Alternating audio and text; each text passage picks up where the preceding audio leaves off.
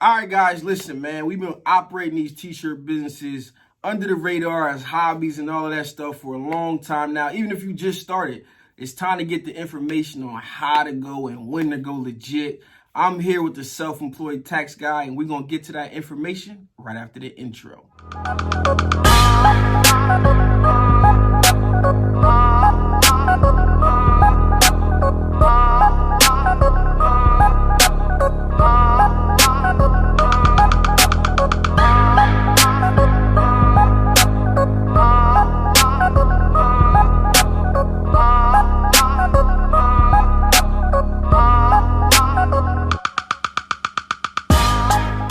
How you guys doing? My name is Stan Banks from tshirtsidehustle, and I help people start t-shirt businesses from home, wherever you at. And today, I am here again with the self-employed tax guy, but I'm gonna let him introduce himself because this might be the first time you seen or heard of him. Yeah. What's going on, family? It's your favorite uncle, cousin, Tyrone Gregory, the self-employed tax guy, representing the Self-Employed Tax Guy YouTube channel, man. Honored to be here to help do what I can to make sure that y'all come out on top when it comes to these t-shirt businesses. So where can people find you first and foremost? Really go to youtube.com/the self-employed tax guy. You'll find me. You look that up. You can look up Tyrone Gregory. I do believe I come up under all the other Tyrones that come up on there, but right. You'll find me. All right, so I'm gonna put that link down in the description below. You guys click it and go check us out. And I really suggest you guys subscribe. I was subscribed before I even got here, before we even met. I was watching the videos. Hey, man, he already my uncle cousin. Yes, sir. Family here. Where's the barbecue? All right, man, let's get to business, right? Let's do it. When it comes to establishing yourself as a business, it's like some different structures. So can you give us some general information on the different types of structures that are out there? Oh, man, great question. When it comes to really starting a business as far as entity types, there is primarily, I'm going to say, three to four entity types most people are familiar with. There's the ever more popular C Corp, which is probably the oldest type of corporation structure out there. There is the partnership type structure when you have two or more individuals who start a business. There's the most popular one right now, I do believe, which is winning, the LLC. Right here, everybody wants an LLC. And then there's the, I like to call, the old but steady one, right? The sole proprietor, right? The one you can never really go wrong with.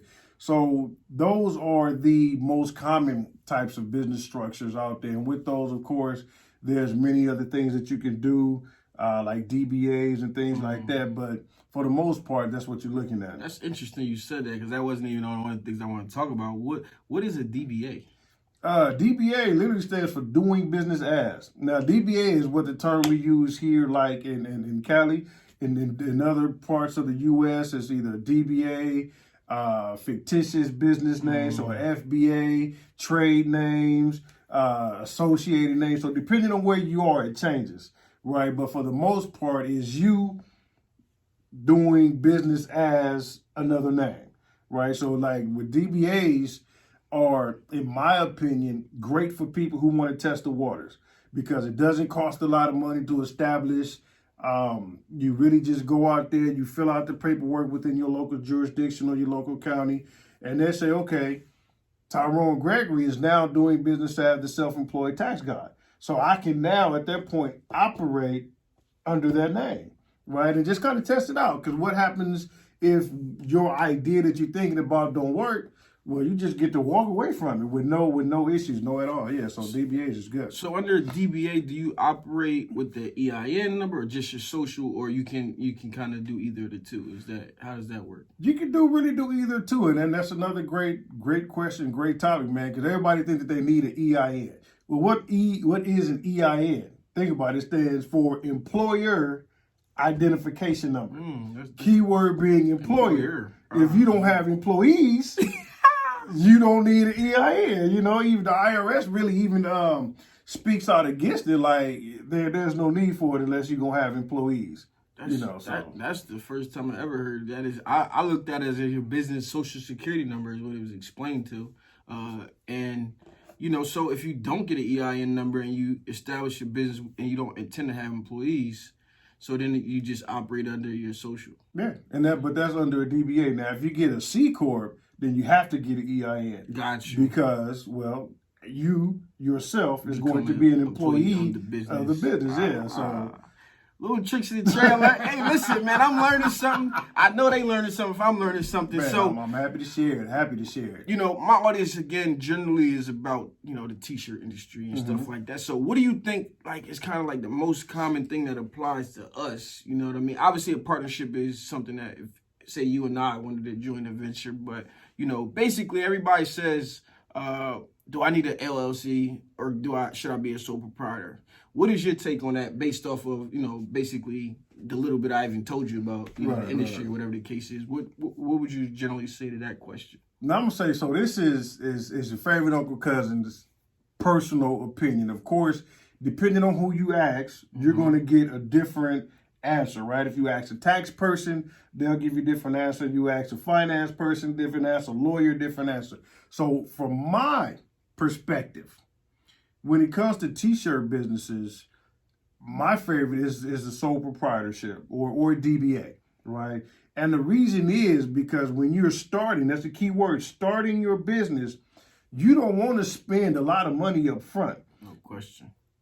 Cash flow is important. And if you, like, a lot of people start these LLCs and I'm like, okay, what purpose did it serve? How much revenue did forming an LLC really generate you? And the answer 99% of the time is it really did nothing. So when you're starting a t-shirt company, always, in my opinion, start as a sole proprietor. One, low overhead, okay? There's no cost to set up a sole proprietorship. The minute that you say, I want to go sell a t-shirt and you sell a t-shirt, you're a sole proprietor. Simple as that. IRS treats you as such. You get to file your tax return as such. No questions asked. And the difference as far as, like, even if you get an LLC and what we call a single member LLC, you're treated the same as a sole proprietor anyway. Gotcha. The taxes are the same exact. People think, well, if I have an LLC, I can write off more. That's false. It's the same exact thing as a sole proprietor. So why are you spending money on something if it's not going to benefit you? So especially when it comes to t-shirts, because there really isn't much liability that can come. That's the key. Yeah, I mean, like, you know what, somebody gonna sue you because they didn't like the design. The design. Like, I mean, you know, that's a them problem. That was literally like it. So, you know, a lot of people say I want LLC because they're afraid, like, hey, if I do something and somebody comes and sues me, you're gonna take my house, or half of us don't even got nothing to take. You know what I'm saying? Like, I'm doing a little bit better, but you ain't gonna come take much. You know what I'm saying? I don't really own, you know, a house or anything like that. We out here renting and stuff, so it's not really much in a sense. You know, we might have a car or something like that. Right. I don't even got a car, bro. I drive a scooter, man. All types of weathers, just because I loved it and it gave me a peace of mind. But that's off topic again. So, you know, how does that, like, affect? Like I said, it comes to, like, me being afraid. Like, if somebody sues me, they're coming after what I have. How is that? You know, what's the myth, or what's the deal with that? I mean, what that is the myth, right? Oh, if you don't have an LLC, they're gonna sue you, right? Like, that is. We live in a fear-based society, right? In order for them to get you to act, they want to scare you into doing it. Well, I have a video, right? You can go to my YouTube channel. It says why you don't need an LLC. I remember that one. I took a stand. Like, you really don't need one. And I've had lawyers and all kind of people say, yeah. And I'm like, okay, as a lawyer, tell me why you need an LLC. And they can't. Right? Because there are court cases that I've shown them. Like, here we have actual court cases where somebody's had an LLC for the purpose of protection, and the judge still went and attacked their personal assets. So what's the point of the LLC? I actually heard something like that recently because, like, you know, then it becomes like, well, were you operating fully correctly under the LLC, and if you weren't, boom, it don't even matter. Exactly, like, because that's what they call an alter ego. Like, you form an LLC just to have an alter ego, and if it isn't function properly, if it's not set up properly, then the judge goes around it. So forming an LLC, that means you've now just spent the money to form it. Right now, you spent money to pay the annual franchise tax fees initiated by the state, and for what?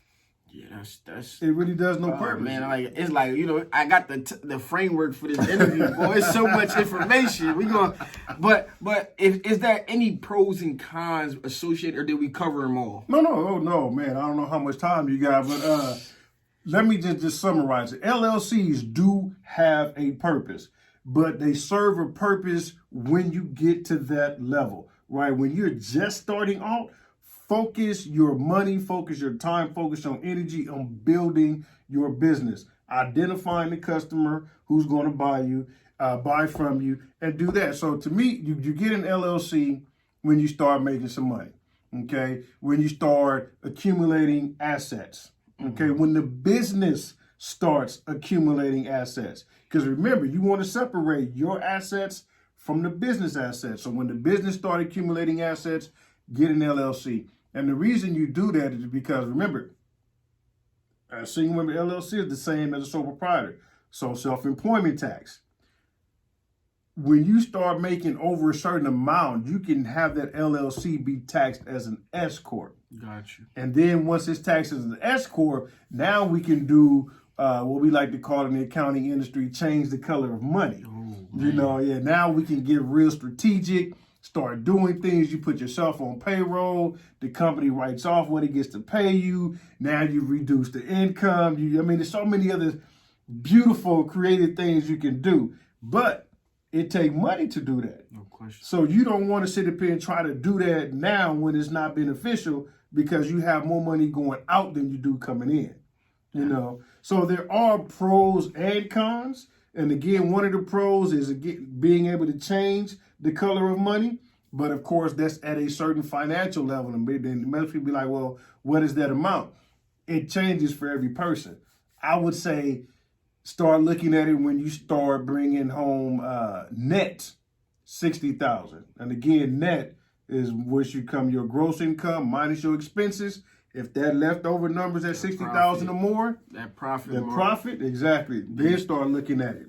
So that's good. So I'm going to give you some of the scenarios my audience finds themselves in, and you tell me where they should be. So I'm operating out of my house. Where should I be at as far as the structure?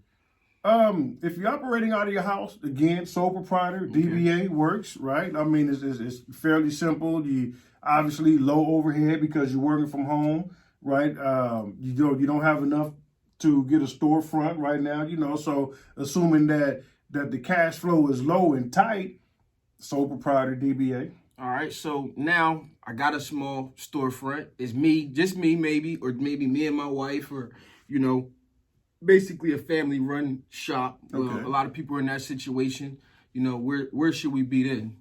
Well, when we talk about family-run, now we get into partnerships, right? Right. Because the IRS defines anytime you have more than one person operating the same business, it's automatically classified as a partnership. There's no formal paperwork. There's nothing to fill out. It's just automatically classified as a partnership, and it's going to be treated and taxed as such.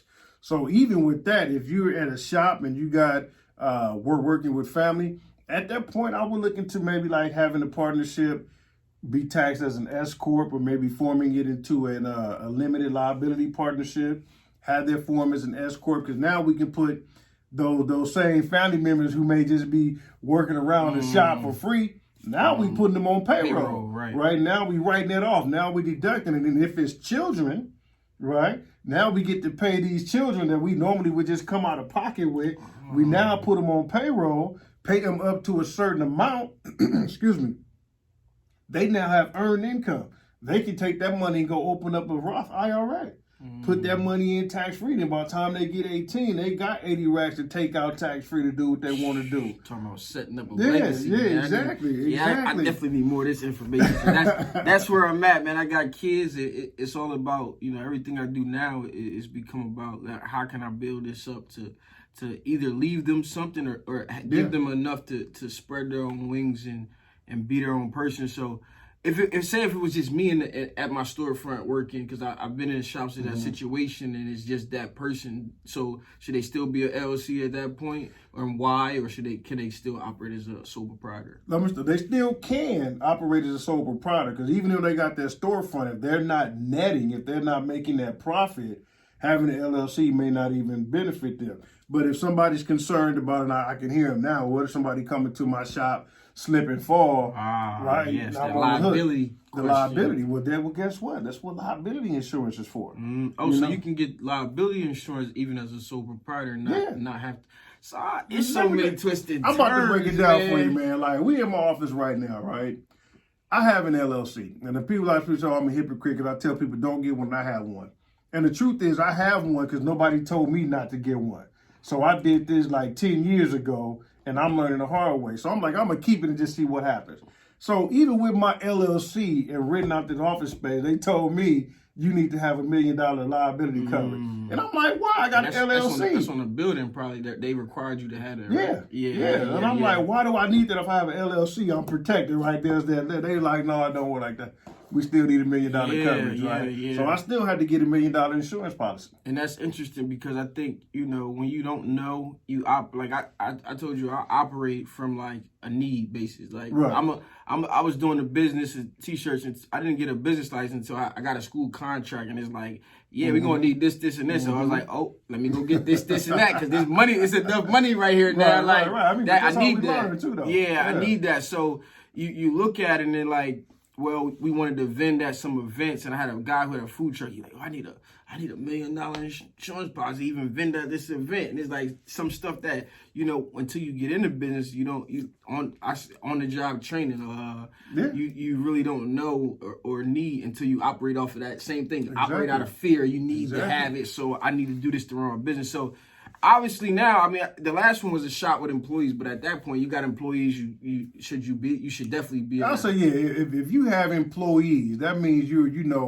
profit is good, money is good, cash flow is good. It's time to really separate the business from you personally. So I would at that point, if you could afford employees, it's really time to start thinking about incorporating. And then again, depending on what the goal is, and I like to say, what does the business plan call for it? You know what I'm saying? So a lot of people like to operate without their business plan.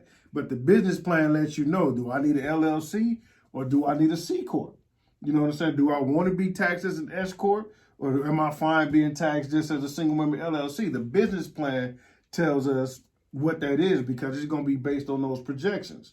But if you have employees, definitely, consider an LLC. And whether you do it, if you hit me up or anything like that, or hit anybody else up in your area, run them numbers, or have them run those numbers because every situation is going to be different. You just cannot accept a generalized answer. You must demand that they give you specifically to your situation. Is it going to make sense? And that should make sense to a lot of my subscribers out there. They ask me a lot of questions, and in the videos we try to give generalized information, but I'm like, I can't tell you what's the best way to start, what's the best way to do something. I don't know what your output is. Exactly. What is your goal? What do you want your garments to look like? Who are you trying to sell it to? Exactly. What are you doing? It's so many things out there. It's hard to calibrate. And like you said before, everybody's gonna give you a different answer. Exactly. And so you got to get with a good person. I never make my videos this long, bro. But listen, we got so much. It's so much good information. I know they can check out your channel. I got two things left for this video. I'm gonna try to keep it simple.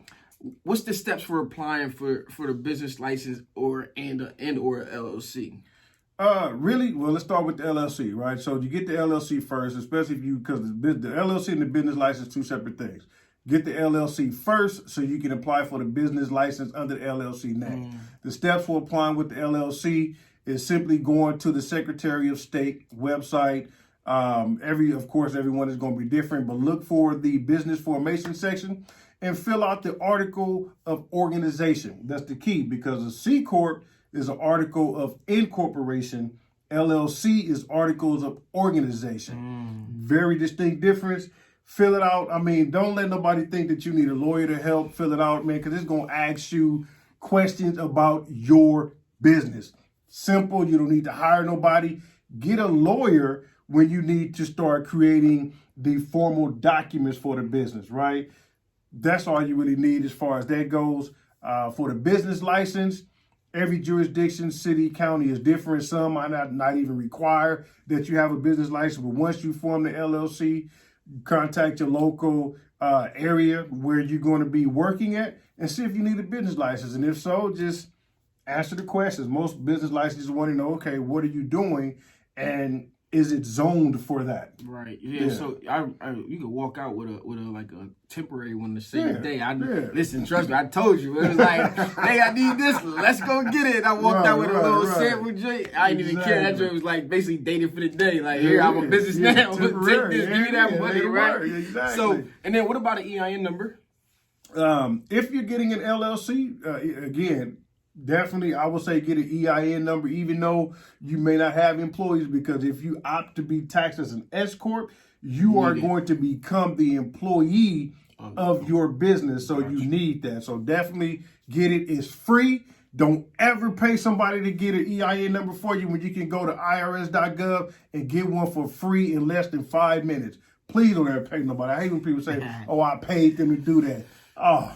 All right, so the last question here is one I don't have to deal with in Delaware. Two things we don't have: sales tax and resale certificates. Y'all lucky. What is the resale certificate? What is it good for, and where do you know where to get that from? Yeah, most likely first, what is it? A resale certificate allows you to buy items in bulk, and you save money because you don't pay tax on it. Right, you just get it at cost. But think about the name, resale, because you are going to resell that item to a consumer. And so once you resell that item to a consumer, you charge them taxes based on whatever the tax rate is in the area where you're selling it. Now, the thing of it is, whatever taxes you charge to the consumer, you don't keep as a profit. You forward it back to the state because they allowed you to transact tax-free.